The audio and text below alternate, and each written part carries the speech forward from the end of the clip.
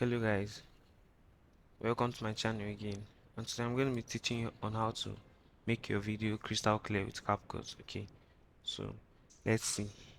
So the first step is to go to this section called filter, click on it, then you scroll down under the features tab, drag and drop clear 2.